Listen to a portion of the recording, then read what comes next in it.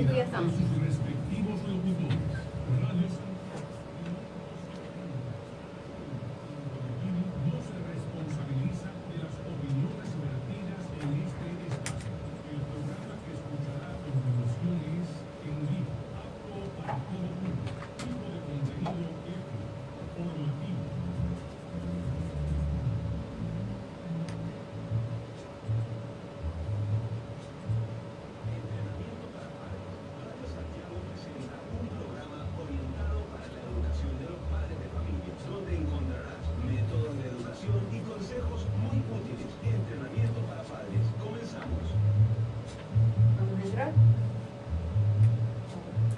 Queridos amigos, muy buenas tardes, bienvenidos a una nueva emisión de este su programa Entrenamiento para Padres.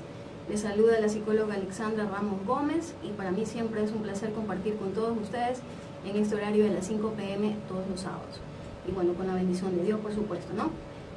Como ustedes saben, este programa está dirigido a todos quienes son formadores, son padres de familia y que sobre todo están interesados en adquirir nuevos conocimientos, conocer sobre nuevas estrategias, para poder practicarlas como estrategias nuevas e innovadoras de crianza y sobre todo para recordar siempre que aunque la sociedad cambia, los valores nunca pasan de moda y la familia mucho menos.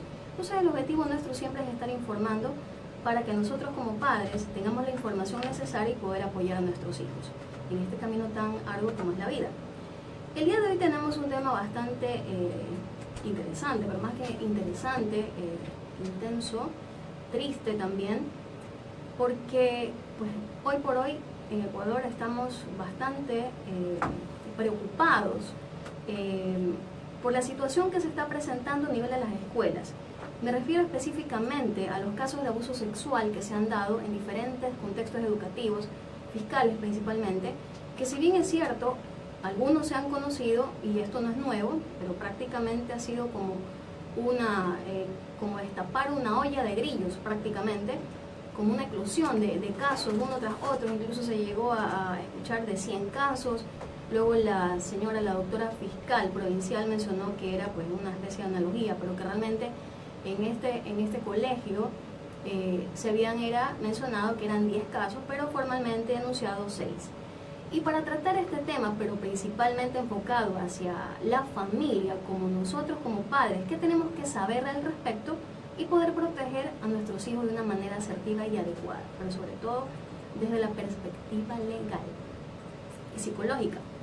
Para esto, hoy cuento con la valiosa presencia, bueno, falta una persona más, pero desde ya contamos con María Luisa Villamar, psicóloga experta y bueno, con amplia experiencia en temas de problemática social, amiga también. Luisa, bienvenida.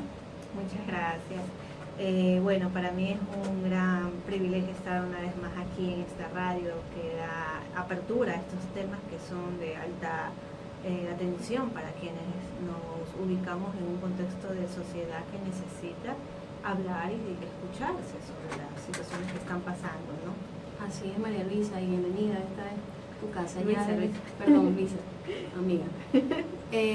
Amiga, mira, precisamente hace un momento yo mencionaba el aspecto psicológico y legal, porque si bien es cierto, uno como padre o como madre, cuando vean a un hijo frente a una situación tan difícil como es un abuso, lo primero que uno piensa, bueno, no piensa, sino que actúa.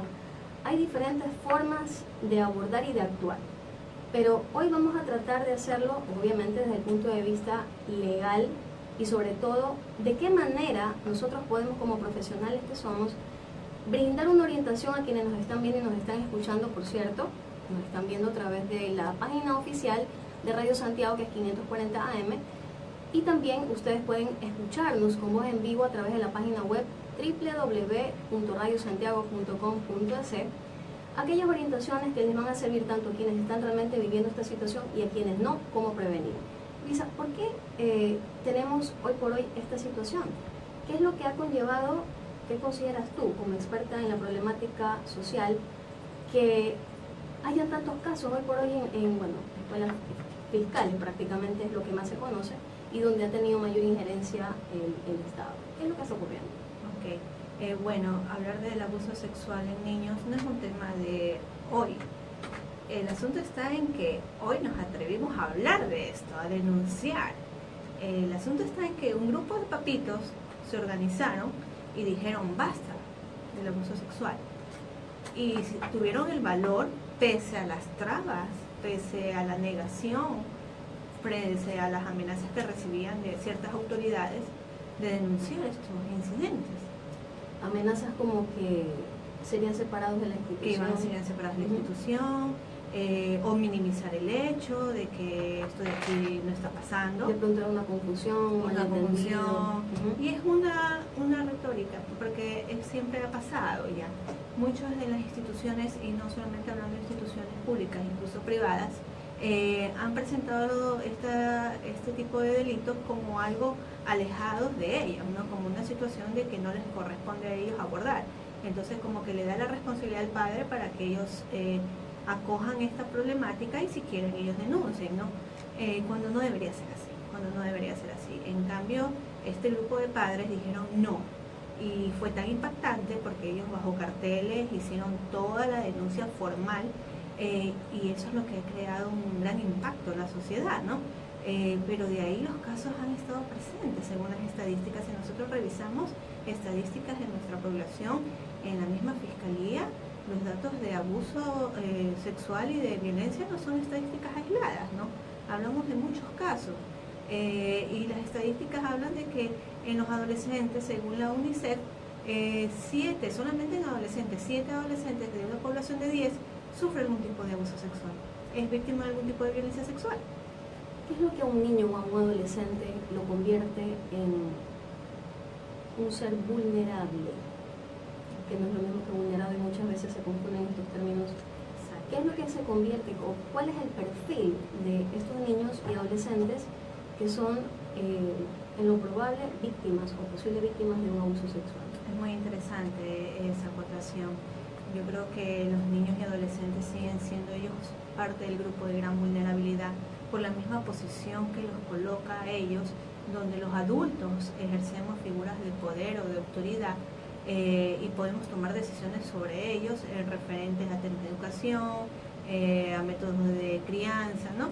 Entonces, bajo esa dinámica es que ellos se vuelven vulnerables, ¿no? Y cuando yo hablaba justamente de este tipo de situaciones, el abuso sexual no solamente se presenta en la esfera de educación. ¿Cuántos hogares nosotros conocemos en donde niños y adolescentes han sufrido algún tipo de abuso sexual por las personas que supuestamente deben de dar protección, que es una figura de autoridad? Un padre, ¿ya? Algún padrastro, algún hermano, y la sociedad, ¿qué hace? La familia silencia, ¿no? Y trata de minimizar o hacer un secreto o un silencio para que nadie se entere y pasar vergüenza. En la esfera de educación, en el ámbito educativo, las figuras de autoridad, ¿quiénes son? Cuando nosotros decimos, la escuela es nuestra segunda casa, inmediatamente son los profesores y las figuras de autoridad quienes se convierten en estos progenitores que van a cuidar de nuestros hijos e hijas.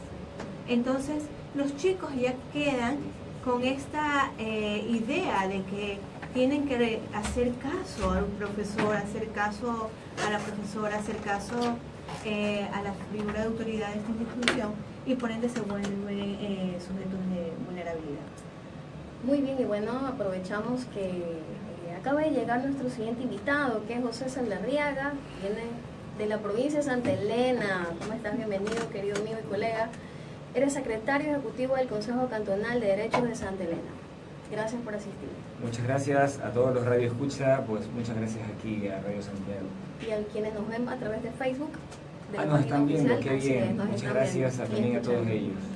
Bueno, un gusto, realmente es una temática que se la hace a través de propuestas, no solamente es solamente un tema de que hagan mirando o aterrorizarlos de lo que está pasando. Tenemos que generar muchas propuestas y esto es una de ellas, hablar del tema que es quizás lo que a veces todavía la gente no está muy acostumbrada, ¿verdad? Porque indica de que eso a mí no me va a pasar, ¿no? Eso es para otros niños de otras clases sociales, ¿no? A mí, mis hijos son tan bien cuidados que jamás les va a tocar.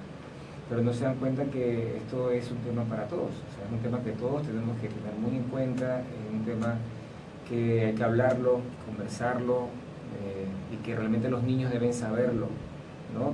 Y ahí es donde hay que generar propuestas en esa línea de prevención.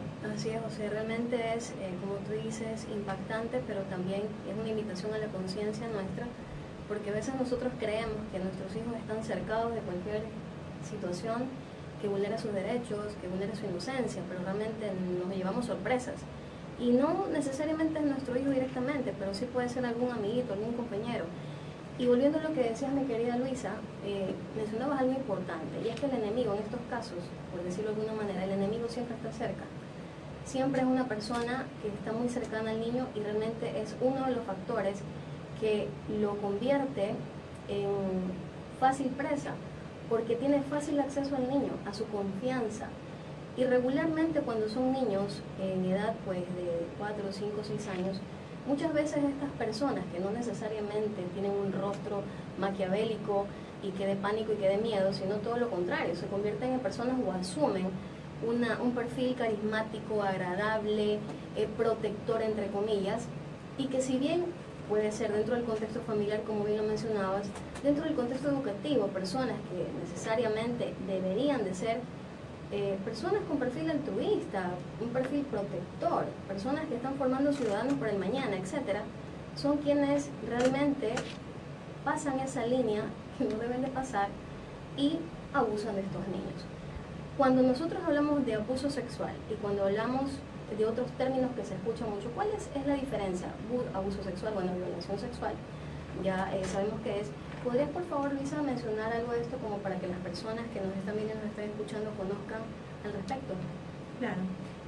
Hablamos del abuso sexual, aquellas acciones que van en contra del pudor, de la intimidad del niño. Un abuso sexual se caracteriza por las caricias, algún tipo de exhibición directamente hacia el niño, donde no existe una penetración, ¿no? En donde el niño se lo puede inducir a tener algún tipo de conducta que va en contra de su integridad física y sexual. El término de violación es lo contrario, ¿no? Ya hablamos de justamente la penetración y el acto sexual dirigido hacia un niño o un adolescente, y no podemos hablar bajo su consentimiento, porque el niño puede ser manipulado, amenazado, amedrentado, claro, bajo una figura de autoridad que puede ser un adulto, puede ser e incluso un adolescente, porque también esa es otra parte, hablar de los adolescentes infractores, ¿no? Y bueno, después del corte vamos a continuar tratando el tema. Queridos amigos, no se vayan, ya volvemos. Pregunta esto, bueno, vamos a estar ahí mirando también. Sí, ahí todavía seguimos. Vamos a seguir conversando. Siguen escuchando. Te pregunto esto, ¿por qué? Porque han habido casos en los que han ido a consulta y me dicen las mamás, madres, los padres, que cuando se han acercado al colegio, porque lo que han mencionado sus hijos, en el caso de una niña de 6 años, es que uno de los alumnos, obviamente no va a salir del colegio, pero uno de los alumnos había coincidido con ella en un espacio donde se supone no debería tener acceso porque los de inicial, los de primaria, de básico están en otro lado, pero coincidieron. Y este alumno le había mostrado sus partes íntimas. Entonces, lo que aducen muchas veces es, ay no, pero eso no es grave, pues. Pero bueno, pero felizmente no pasó nada. O no la penetró. Exacto, o sea, no pasó más allá. Pero es que acaso eso ya no es pasar una barrera y atentar contra la inocencia y el pudor de la niña, porque dependiendo de la edad, lógicamente, y eso también lo vamos a mencionar, es la educación sexual y efectiva que nosotros como padres debemos de practicar desde los 3 años. Se recomienda, ¿no?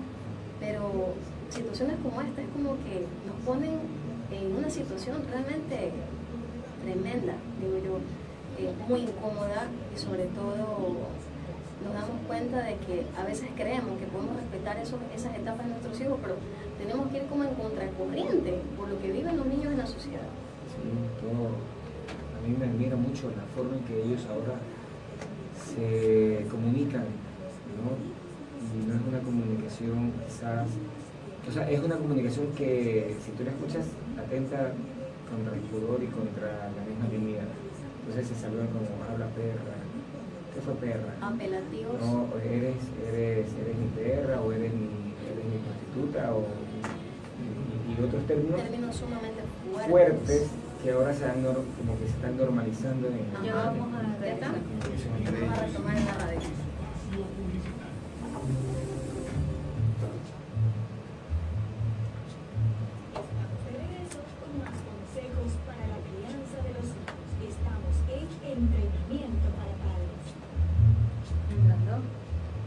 Queridos amigos, y retomamos Entrenamiento para Padres. El día de hoy estamos hablando sobre el rol de la familia en la prevención del abuso sexual, en este caso en las escuelas. Realmente la prevención es para cualquier contexto, pero hoy estamos hablando específicamente en las escuelas.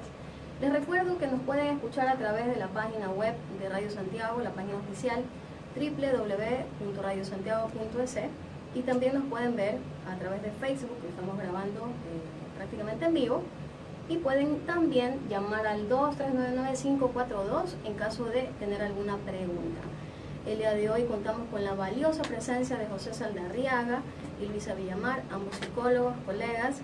Luisa tiene amplia experiencia en temas de índole social, de riesgo social, y en el caso de José Saldarriaga también ni se diga, me volaría mucho tiempo diciendo todo tu currículum, querido amigo.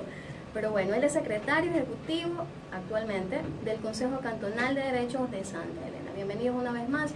Y querida Luisa, nos quedamos antes de ir al corte. Nos mencionabas algo, ¿no? Puedes continuar. Bueno, y justamente para ahí va, ¿no?, el asunto. Junto a José hemos trabajado muchas campañas previo a esto, ¿no? Como una advertencia intensa, claro. Nosotros ya llevamos aproximadamente más de 5 años tocando el tema de abuso sexual. Abre tus ojos y esa voz es una propuesta que hice yo en Santa Elena. Y Luisa nos acompañó en eventos masivos. Primero eran actividades educativas. Yo iba directamente con mimos, títeres, y hablaba con los niños sobre sus partes íntimas, sobre todo el tema de prevención. Una forma lúdica. Toda la forma lúdica, muy bonita, muy buena, muy linda. Y ya con padres y maestros, la conferencia masiva. Ahí iba Luisa Villamar, hicimos como más de 6 de ese tipo. Entonces, cuando yo lancé esa propuesta en un momento determinado, las autoridades mismas decían, pues no, aquí no pasa nada de eso, o sea, vamos a invertir dinero en algo que no tiene mucho sentido. Pero realmente es una temática que sucede, que está a flor de piel, que existe y que no la podemos tapar. O sea, tenemos que saber que están ahí. Las cifras, quizás las que no llegan a la parte judicial, son muchísimas. Porque la gente en el común, en el contexto cultural, es preferible mejor callar para no dañar. No dañar al hermano, al primo, al tío. Y eso se queda ahí como un secreto familiar. Y justamente en esas campañas, lo que hacíamos nosotros es ayudar a los papitos a hacer prevención, a que ellos sepan qué es un abuso sexual y qué es una violación, porque los papitos justamente pasaba que desconocían que por el hecho de que no hubo una penetración y a lo mejor el tío o algún profesor acarició las partes íntimas o le obligó a hacer un tipo de conducta que va en contra del pudor e la integridad física y sexual de este niño adolescente, no pasaban como algo que, bueno, fue un accidente o algún malestar en la familia. Entonces, en estas campañas de prevención trabajamos justamente eso, que los papitos puedan identificar y hablar con sus hijos sobre el tema, ¿no? Y porque lamentablemente pasa que los abusos sexuales no vienen en las cifras de mayor relevancia de un desconocido, viene de esa persona que el niño ve todos los días, en que hace este vínculo y donde él siente que si no obedece está haciendo algo mal. Entonces los papitos crean esta confusión y no saben cómo actuar o qué hacer, cuando la misma ley, el mismo COVID sanciona al abuso sexual como tal, ¿no?, como un delito, ¿no?, y está tipificado dentro de los delitos sexuales, ni qué decir de la violación. Yo creo que desde mi sentir muy personal, felicito a estos padres que tuvieron la valentía de afrontar a las autoridades y a un cuerpo académico y denunciar. Es lo que necesitamos. Basta de callar, basta de silenciar, basta de las autoridades de decir no hay dinero, no hay tiempo, pero sí montamos tarimas para espectáculos, para shows y no damos paso a la prevención. Correcto. Sabes que es importante lo que estás mencionando, Lisa, porque si bien también lo que mencionabas tú, José, es parte de la cultura nuestra y diría yo, pues de Latinoamérica, bueno, y de muchas otras partes, el primero llorar sobre la leche derramada, sino hasta cuando ya ocurren las cosas es que decimos, ay sí, tenemos que poner atención en esto. Sin embargo, hay grupos y personas, como el caso de ustedes, que han trabajado en este tipo de temáticas, pero no siempre se cuenta con el apoyo de los que están más arriba. Otra cosa que es muy común también es, hay ciertas conductas que sí son sexualizadas. Por ejemplo, padres que besan en la boca a sus hijas, o si no, cuando le da un beso o un abrazo a los niños, le da una nalgada. Son conductas sexualizadas. Y muchos dicen, no, pero es que no es con ninguna intención o ninguna mala intención. Pero el niño no mide la intención, mide la conducta. Y obviamente la va a reproducir en otros espacios y asimismo va a permitir que otras personas que si son dentro o parte del contexto donde se desenvuelven, lo va a ver como algo, entre comillas, normal. Entonces, la educación sexual empieza desde que los niños nuestros hijos, nuestros niños próximos, en la forma como los abrazamos, cómo los besamos, cómo los abordamos. Ellos van a saber cuál es la forma inapropiada de un abrazo o de un beso. Siempre desde casa empieza la educación. Y muchas veces los padres esperamos que otras personas hagan lo que nosotros no hemos sabido hacer. Somos muy cautos a la hora, cuando tenemos niños muy pequeñitos, estamos viendo los peligros, que vamos a tapar los tomacorrientes, que vamos a poner alguna baranda para que no se caiga con las escaleras, que cuidado la cocina y le ponemos protectores en las hornillas. Pero cuando hasta de pronto pequeñitos y le decimos, mira, el semáforo cuando esté en verde no puedes cruzar, por si hay alguna emergencia no lo puedes hacer, pero siempre vas en mi mano. Siempre estamos tratando de educarlos en la prevención. Pero cuando se trata de temas de sexualidad es como que miramos a los lados y esperamos que otra persona haga eso por nosotros. Y no es así.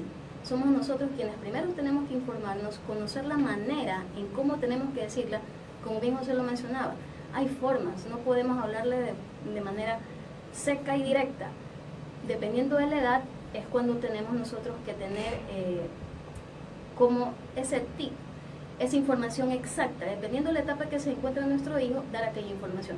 Por ejemplo, José, dentro de la campaña que trabajaron ustedes dos, de una manera breve, ¿en qué te enfocabas cuando hablabas de los niños? Como para los padres que nos están escuchando, sepan, ellos dirán, bueno, perfecto, ya sé que tengo que hablar con mi hijo, que tengo que prevenirlo, mi hijo tiene 4 años, pero ¿cómo se lo digo? ¿Qué recomiendas? Bueno, ahí utilizamos bastante el tema de lo lúdico, la creatividad, ¿no? Hay formas que ya no es necesario que yo haga aquí una pequeña explicación, es así exhaustiva, porque el YouTube te da bastantes herramientas, ¿verdad? Pero hay buenas imágenes que tú tienes que ver el contenido y ver si se puede ver el niño, y que así lo hay. En donde también hay canciones que hablan del tema del cuidado de su cuerpo. Yo más me enfocaba por ese lado, ¿no? El tema del cuidado de su cuerpo. Y hacía mucho con el tema del títere, ¿no? Yo tengo un títere que se llama Juvenal. Entonces con Juvenal era un niño más, con otro que se llama Carmelita. Entonces Carmelita y entonces los dos hablaban de su cuerpo y hablaban que esas cosas no se pueden, el tema de cuidarlo, protegerlo, etcétera. Pero, ¿sabes qué? Bueno, mira, una cosa es la parte urbana y otra cosa es la parte rural, la parte suburbana, periférica de las ciudades. Y lastimosamente ahí hay mucho que trabajar, hay muchas variables en el tema del abuso sexual, hay el tema económico, el social, del extracto social. Hay lugares donde los padres viven todos ahí amalgamados, o sea, todos están ahí unidos, no hay una línea de privacidad entre un cuarto y otro, no hay un baño adecuado. Los padres básicamente no tienen esa situación de poder tener una privacidad solo para la niña y para el varón, o sea, porque lastimosamente las circunstancias económicas no les dan. Y yo me muevo bastante en el tema rural y hay mucha pobreza, hay una situación donde realmente creo que tú puedes decirle, hablarle, ¿no? Y de repente en el contexto como tal, se mueven otras variables. Por ejemplo, en un espacio de 4x4 duermen, en una cama duermen todos, duermen los varones y duermen las niñas también, y en otra cama duermen los adultos. Entonces esa situación, ese roce, se da como para quizás el más grande pueda tocar o manosear al menor.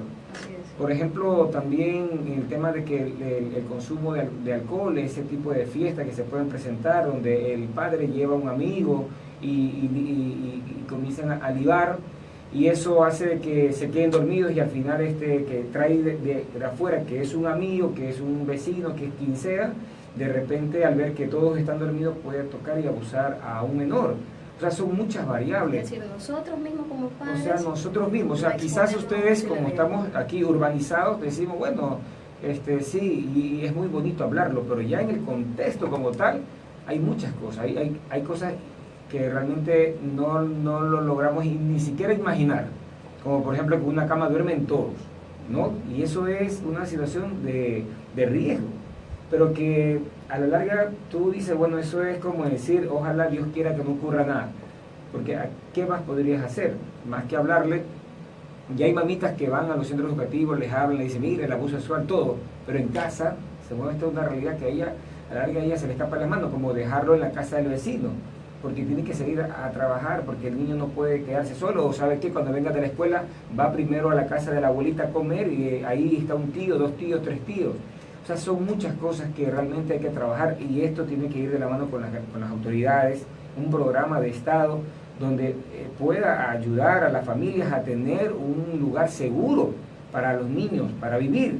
Me refiero a un espacio seguro, casas donde realmente se haga un estudio, que casas donde hayan tantas personas, pueda haber también un espacio para ellos, donde sus cuartos sean divididos, un baño adecuado, pero eso en muchos hogares no lo hay. Y entonces ahí es ¿cómo dice? El caldo de cultivo para que se genere este tipo de violencia. Mira, a mí sí yo sí me cuestiono, yo sí me cuestiono bastante, y digo, bueno, estos docentes que han abusado sexualmente de los niños y nadie sabía, no había presentado ningún tipo de conducta el niño. ¿Cómo así no pudo revisar la madre las partes íntimas, ver si es que realmente el niño, o sea, ¿qué hay detrás de todo esto? O sea, claro que el dolor y todo, pero aquí también tenemos que darnos cuenta que hay un factor que tenemos que revisarlo, y es el tema del cuidado de parte de la familia, ¿no? Porque la familia es el lugar de protección, y algo ha pasado aquí que tenemos que revisarlo, porque los niños, y tú debes saber que cuando un niño se siente cohibido, se siente abusado, manifiesta una conducta. Y justamente de eso vamos a hablar, de los signos físicos y también de esos cambios que podrían estar presentando y no podríamos necesariamente darnos cuenta si no los conocemos. Es lo que vamos a tratar luego del corte, queridos amigos, no se vayan. Eso vamos a hablar. Este ya es el último, ¿verdad? No, todavía faltan 2, uno de 15 y uno de 8. Vamos a hacer uno solo, para no irnos al final. Cristal siempre nos ayuda con eso. Es que la cosa es que aquí ya dejan predeterminados comerciales. Ah, ya, perfecto, no, ya está bien, no hay problema. Bueno. Tienen comentarios en su video. ¿Ah, sí? Ah, voy a leerlos. Alfonso aprovechando. Oye, ¿se puede ver ese video aquí? Claro que sí, ya te etiqueté. Para quienes aún nos están viendo en Facebook, porque ahí no cortamos la transmisión, vamos a ver los mensajes. Vamos a ver. Alfonso Apolo Aguilar nos dice, felicitaciones doctora, bueno, muchísimas gracias Alfonso, siempre está pendiente de nuestra transmisión del programa. Saludos, lindo tema, un abrazo desde Saruma, muy importante el tema. Muchas gracias a todos quienes nos escuchan de todas las partes del país. Laura Jesselberg, felicitaciones y saludos cordiales a todos ustedes allá en Ecuador. Muchas gracias, Laura. Lidia, de Argentina. Lidia Acurio, estoy en sintonía, buen enfoque importante. Muchas gracias, Lidia, por su comentario. Manténganse en sintonía, y esa es la intención, informar. En el conocimiento radica el poder. Nosotros podemos protegernos a partir de ese conocimiento. Si no lo conocemos, si no sabemos cuáles son aquellas situaciones, incluso el niño no necesariamente sabe que está siendo abusado, le están haciendo 1000 cosas y el niño no sabe, y el niño no lo manifiesta. Y sabes que dentro de este perfil de personas que cometen este tipo de abusos, saben obviamente quiénes son presa fácil para esto, y regularmente ocurre, es muy común, niños entre los 5, los 6, los 7 años, porque están aún en ese pensamiento mágico, que se creen cualquier situación que les dicen. Por ejemplo, si vas a hablar, exacto, si hablas se te va a caer la lengua, Si hablas, acaba con tu familia. Mata a tu mamá. Entonces, el niño queda aterrorizado y por supuesto que se va a quedar callado. Nadie te va a creer, correcto. Entonces, son aspectos que si nosotros ponemos en alerta a nuestros hijos, si les decimos que en su cuerpo hay muchas partes y hay partes que solamente ellos pueden tocar y nadie más, ni tocar, ni besar, ni acariciar, entonces el niño va a estar alerta.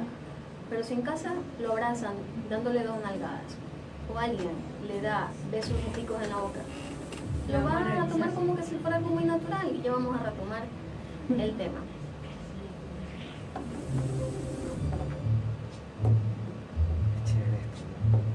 Puedo ver aquí.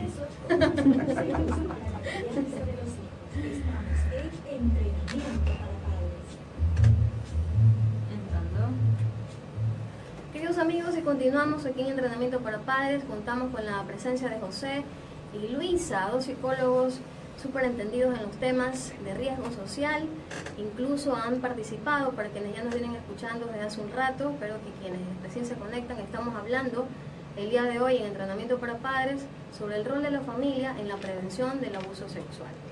Antes de irnos, José, tú nos mencionabas que, bueno, hay que, la familia tiene un poco que entrar en conciencia y bien también lo decíamos al inicio del programa, de asumir la responsabilidad que tenemos como tal, informarnos y conocer. Pues yo digo, bueno, perfecto, ya sé que tengo que hacer esto y lo acá, pero ¿cómo lo reconozco si no soy psicólogo, si no soy experto en el tema? ¿Qué podemos observar en un niño? ¿Qué tipo de conductas? La primera conducta, y eso es lo que siempre hemos hablado, ¿verdad? Yo creo que lo podemos, entre los dos. Para mí, la primera es que el niño tiene una actitud emocional cambiante, si no es aislada, cortante, directa. O sea, comienza él a tener una situación de aislarse, un llanto fácil. Pasan del llanto a la risa muchas veces. O sea, y tú te das cuenta que el niño cambió de un momento a otro. Se das cuenta que tú lo ves que ya no, los ves como divagando, como pensando, preocupado, y comienza a tener conductas que quizás no lo habías visto antes, como arrancarse el cabello, morderse las uñas, tocarse sus partes íntimas también, bañarse muy seguido, porque se sienten sucios, o rascarse, ¿verdad? Y tú le ves que eso, ¿no? Entonces creo que las señales físicas son evidentes, ¿verdad? ¿Por qué? Porque son las que te pueden mostrar que realmente algo está pasando aquí. Por ejemplo, una de las cosas que a mí, una de las cosas preocupantes fue una vez que me trajeron un caso de una niña en la cual iba a la casa de la abuelita y la abuelita decía que la niña se rascaba mucho y ella veía que tenía una secreción amarilla. ¿Okay? Pero entonces ella decía, algo está pasando aquí, porque tiene una secreción amarilla en la niña llora de la nada. Tiene una infección, aparentemente. Entonces digo, mire, usted va a ir aquí, con esta gran amiga mía, que usted le va a ir a hacer pero es que a mí me da broma, no vaya, ella no le va a pasar nada, es una amiga que ella es ginecóloga. Entonces la ginecóloga le dijo que la niña tenía una infección de transmisión viral, o sea, una infección, y que era una infección. Y luego pasaron a hacerle una prueba y la niña había sido, penetrada. Entonces, eso no lo sabía la señora, pero era evidente que algo estaba pasando ahí, porque tenía una secreción de mal olor. Entonces, esos son signos que no podemos dejar de decir, algo está pasando aquí. Por eso, porque la mamá seguramente está pendiente, o la abuelita, el familiar está pendiente y notó esa diferencia. Pero aquellos padres, por ejemplo, que trabajan todo el día, que los niños están bajo el cuidado de una tercera persona, y estas personas tal vez lo que a duras penas lo que hacen es monitorearlos de lejitos, que por ahí no vayan a poner en peligro su vida dentro de la casa y que no crucen la puerta, pero más allá no, incluso también por pudor. Entonces es importante también que no solamente conozcamos de este tipo de temas, de estos signos de alerta los padres, sino las personas que se quedan con nuestros hijos.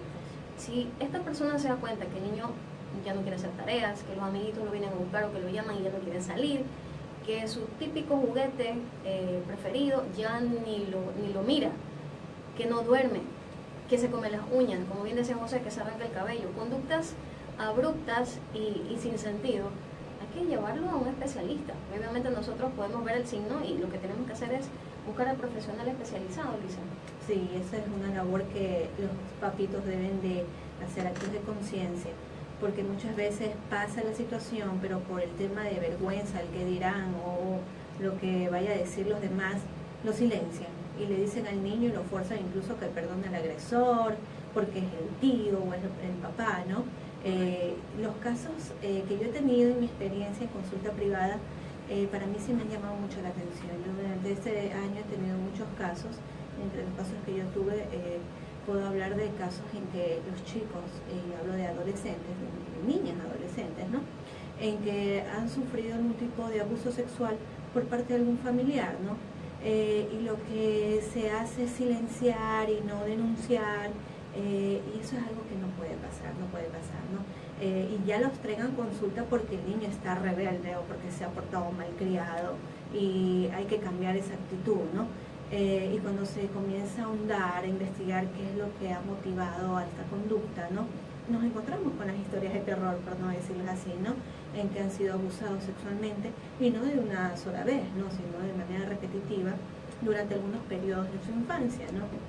Entonces los cuidados deben ser una constante, ¿no? La comunicación, yo puedo estar muy ocupada porque trabajo 12 horas, pero yo tengo que dedicarle una hora de diálogo a mi hijo. Además que existe el teléfono, tenemos la ventaja de todos estos medios y hay que utilizarlo, saber utilizar las bondades que tienen. O sea, la prevención se basa en los procesos de comunicación, de diálogo. Ningún niño tampoco es recomendable de culpabilizar al niño que ha sufrido algún tipo de violencia. ¿Qué es lo primero que sienten? Que son los culpables de la situación. Hay papitos que han cometido graves errores al decirle, ¿por qué no me dijiste? Yo soy tu papá, soy tu mamá, tenías que haberme contado. Tenemos que entender que los niños no están preparados, los adolescentes no están preparados para vivir esto. Ellos quieren vivir, jugar, sonreír, todo está en función del juego, en un aprendizaje. Al momento de ellos de hablar de lo que está pasando, lo hacen con temor. Si nosotros observamos, los niños tiemblan al hablar, en su conducta no verbal, ellos se recogen, se intimidan. Pero ¿qué es lo que ocurre? La misma familia los culpabiliza porque ellos quieren ser los primeros en saber. Y muchas veces se devela el secreto en la consulta privada, ¿no?, o por alguna otra situación en la escuela.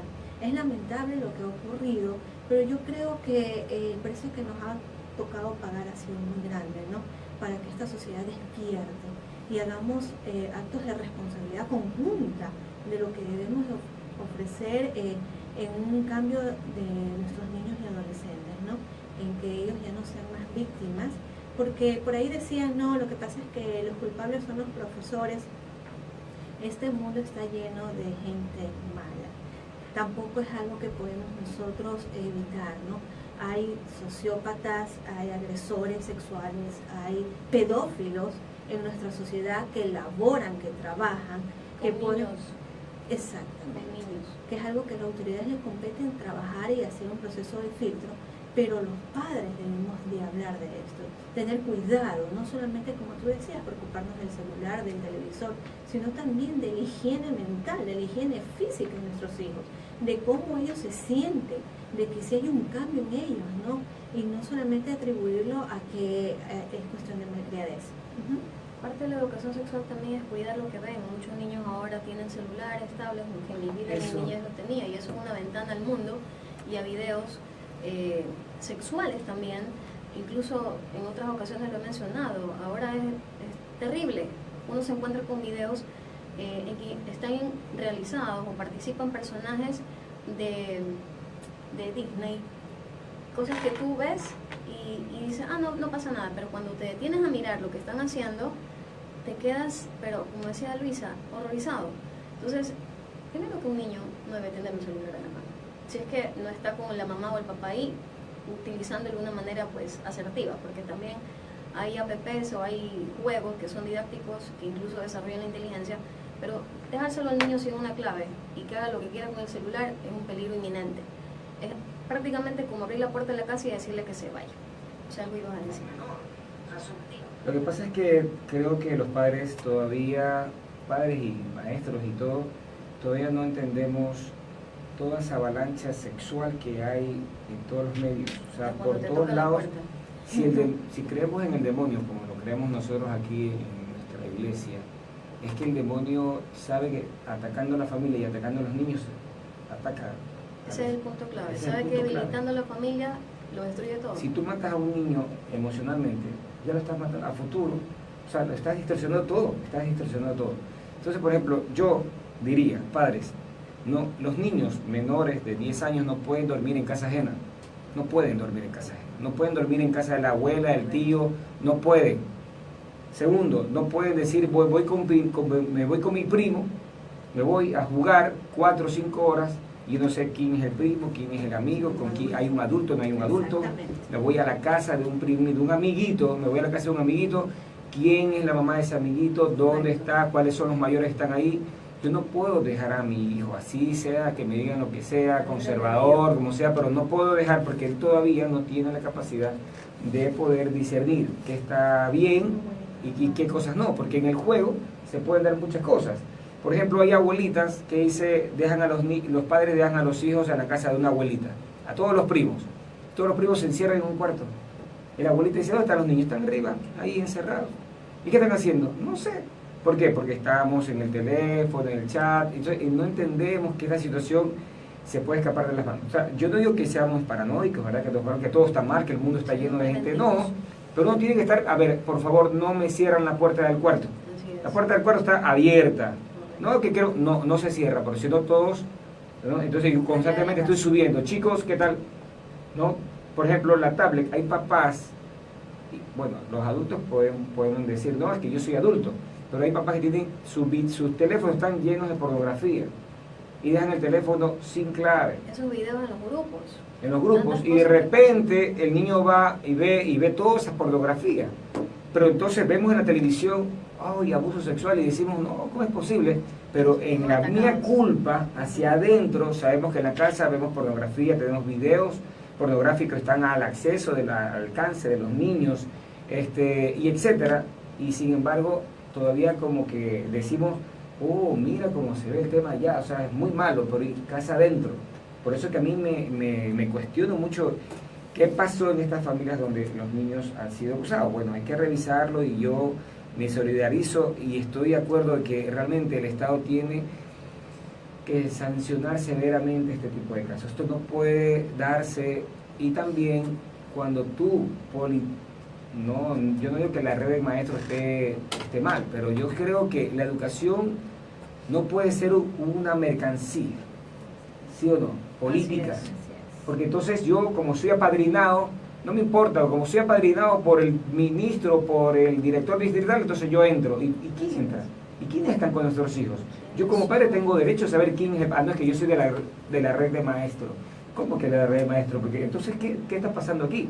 Eso este gobierno tiene que hablarlo, ver a profundidad qué está pasando detrás de este tipo de situaciones. Porque esto no es un tema del docente de la réplica de la guerra. Esto es un tema que tenemos que profundizarlo desde el ministerio, de la red de maestros, de los filtros que se dieron para ingresar al magisterio y luego en casa adentro, como le decía hace un momento. Hay muchos casos en todas partes. En Quito hay 40 casos y seguirán saliendo. Queridos amigos, nos vamos al último corte. No se vayan, que ya venimos con el cierre y los últimos comentarios. Dice ahí que hay que sonreír. Yo estoy así que sonrío. Sí, allá, ahí dice, sonríe que estamos mirándolos. Oye, el tema es amplio, el tema es sumamente amplio. Pensar que este es un tema de una noticia es mentira. Ya, porque, por ejemplo... Y ahorita ya se coge como un efecto dominó. Como ya salió esto... Como ya hablaron ahí, ahora sí vamos con todos.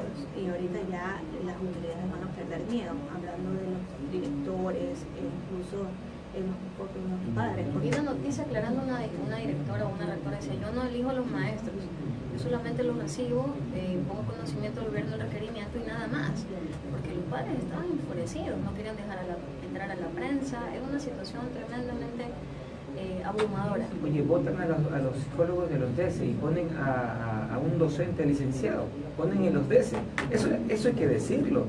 el dinero, el proyecto como tal nació que hagan psicólogos en los DECE, y de repente como ya vino el nuevo gobierno, entonces ahora sí se van todos y viene cualquiera a ocupar los DECE. O sea, sin desmerecer, pero es un licenciado que no, zapatero tu zapato.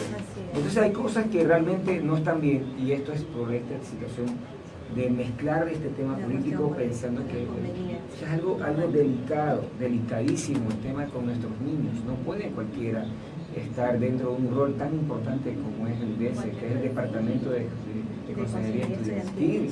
Y eso no lo va a suplir un profesor ni algún persona que por ahí a lo mejor haya tenido algún conocimiento. Es el psicólogo que es el que puede identificar los signos y síntomas, por ejemplo, o un niño que esté en situación de vulnerabilidad. La ruta que tiene que seguir, y la pregunta. De pronto se queda y lo que va a tratar es de tapar. Ay, no, mejor vamos a resolver casa adentro y esto no trasciende. Entonces, casa adentro sigue aumentando los casos y es lo que sucede con los que vivimos en esto. Oye, yo en el consejo ahorita, hace un mes y medio, lancé a la comunidad, después de 3 meses de elaboración, la ruta de atención, de protección y restitución de derechos de todo el Cantón de Santa Elena. Eso es interesante. Eso es importante. O sea, hablarlo cómo se hizo, por qué se hizo y cuál es la finalidad de todo esto. Esto a mí me gustaría, no sé si aquí lo habrá hecho el secretario ejecutivo del Consejo Cantonal de aquí, no lo sé, no he preguntado, pero en el caso de Santa Elena ya tenemos una ruta de atención, protección y restitución de derechos.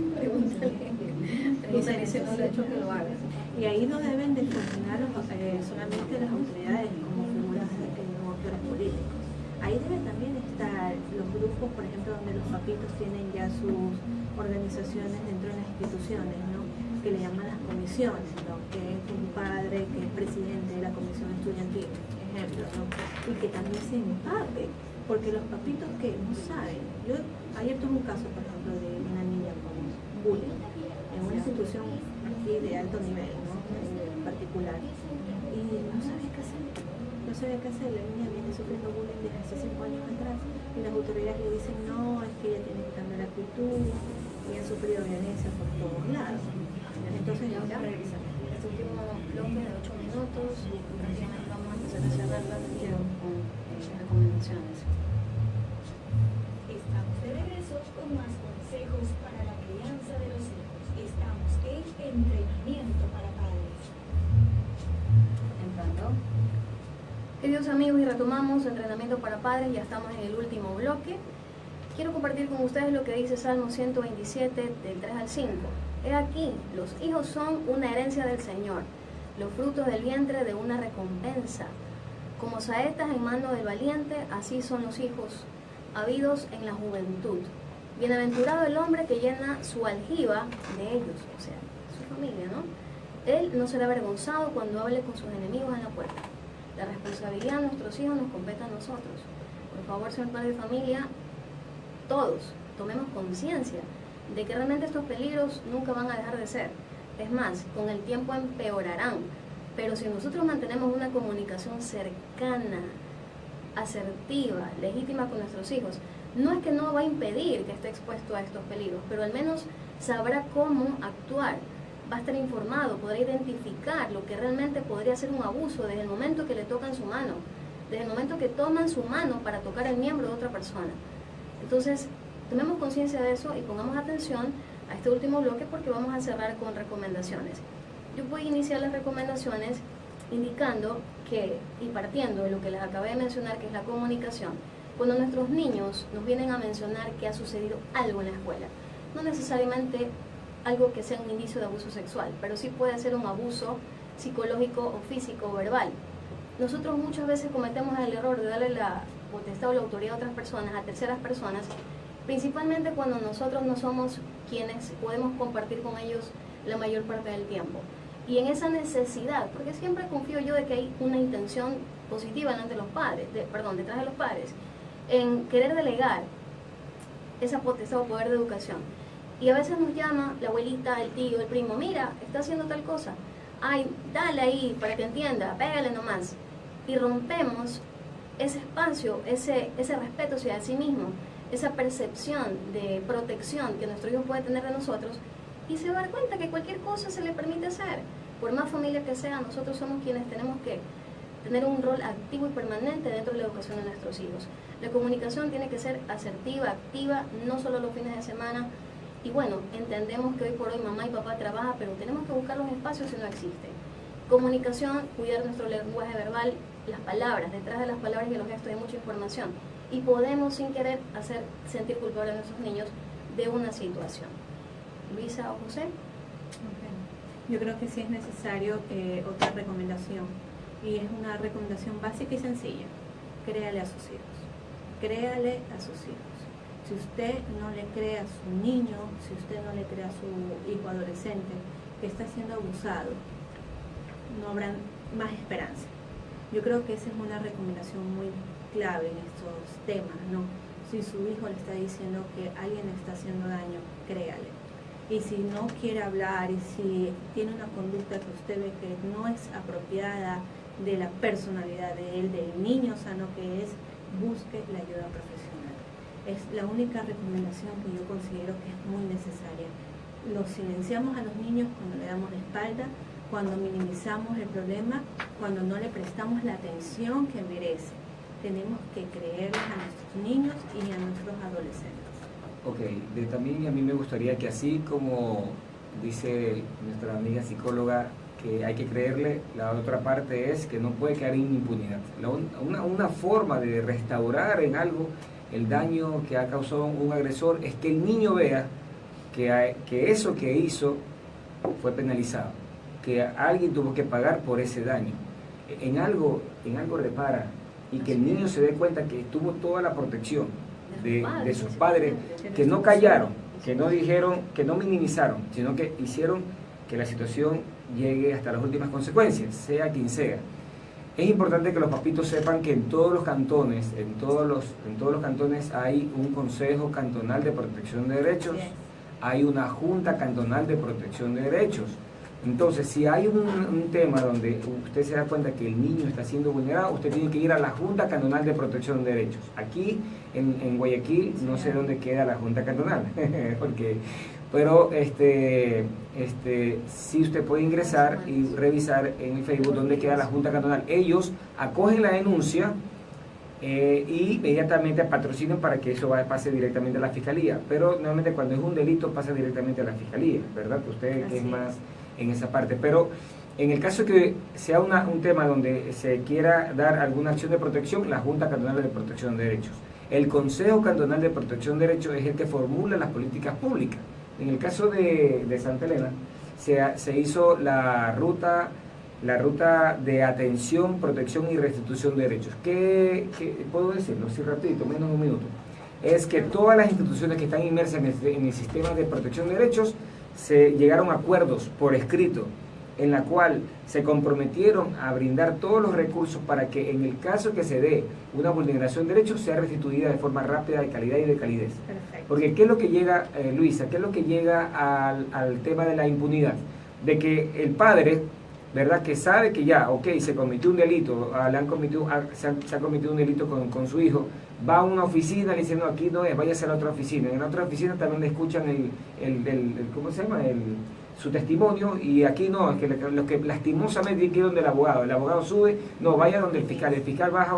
Entonces el padre, al fin y al cabo, digamos que la parte urbana lo puede hasta tolerar, y la parte rural, donde la señora no tiene ni siquiera para transportarse de un lugar a otro, eso llega a la impunidad, porque dice, bueno, nadie hizo nada por mí, me mandaron de un lugar a otro. Entonces por eso debe existir una ruta cantonal de atención, de protección y restitución de derechos. Ahora, no necesariamente yo, como autoridad ya de Santa Elena, gracias a la disponibilidad política del cantón y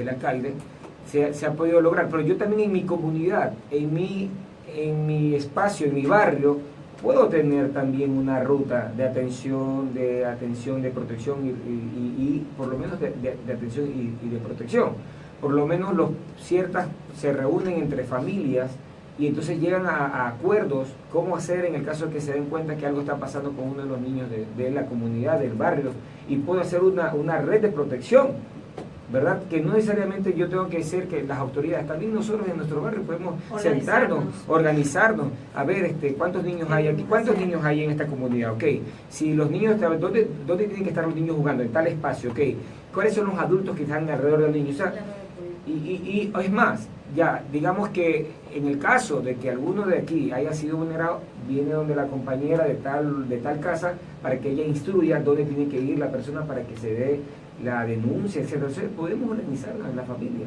José, y como para cerrar, porque ya se nos acabó el tiempo, ayúdanos con tu número telefónico, por favor, y luego, pues, también yo acotaría que es importante también, no solamente la parte legal, que es muy importante, pero también es importante que eso no quede ahí, sino la intervención psicológica también. Y bueno, nos ayudan con sus números de teléfono, por favor, en caso de que cualquier número lo pueden ubicar. Bueno, a mí me pueden ubicar el 0988-216696. Mi nombre es Luisa Villamar. ¿José? Bueno, a mí me pueden buscar por las redes sociales. Yo tengo también una empresa que se llama Forvida, así se llama.